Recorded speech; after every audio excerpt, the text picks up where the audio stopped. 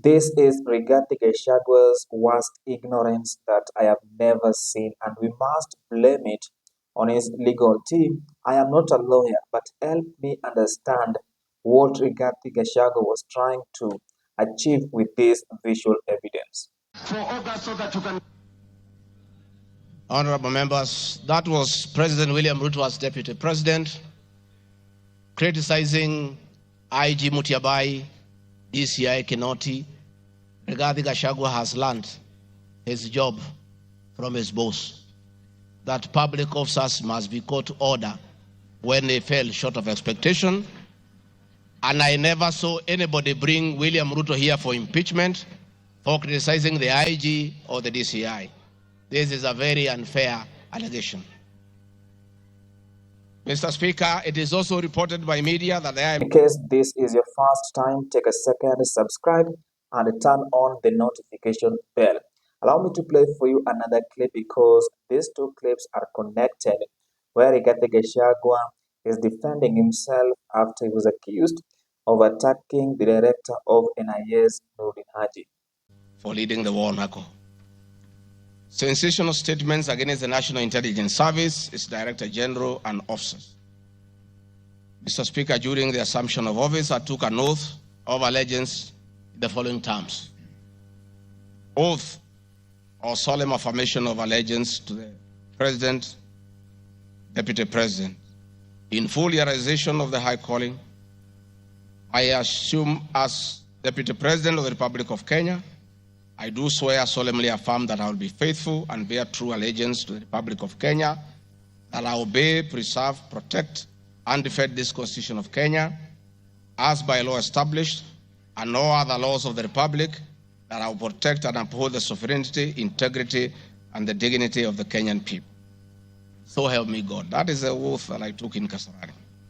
Article 239, Article 3 of the Constitution provides that in performing their functions and accessing their powers, the national security organs and every member of the national security organ shall not act in a partisan manner, further in the interest of a political party or cause, or prejudice a political interest or political cause that is legitimate under this Constitution.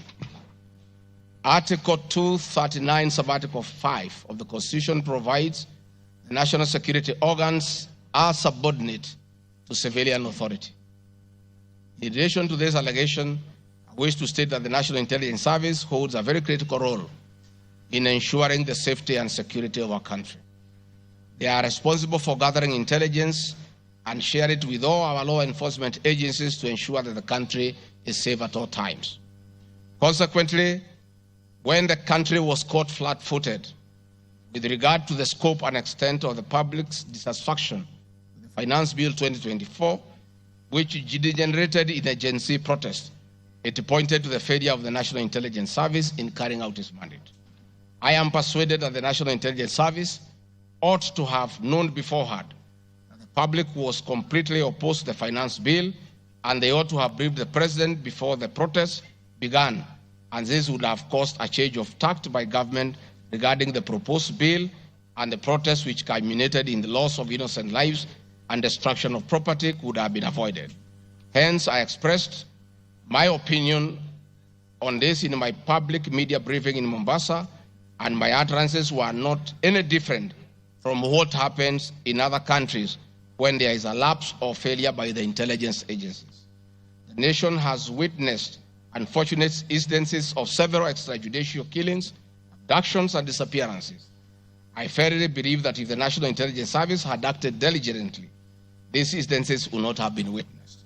Under the Constitution, the government agencies are supposed to be accountable to the Kenyan people, including the National Intelligence Service, and calling them out when a dereliction of duty does not amount to undermining them. I am also aware that the Kenya Kwanza government has been at the forefront in calling out officers who do not seem to understand their work. Recently, my boss, the President, publicly complained that there are some PSs and CSs who did not seem to understand their role. Please play for me video number 5, RG5. On President William. Now allow me to explain why I'm saying this is Rigathi Gachagua's worst ignorance. For example, How can I use someone's mistakes to justify my own mistakes in a court of law? This is common sense. And that is why I'm saying I am not a lawyer, but I'm blaming it on his legal team. Or else they were trying to achieve a certain objective.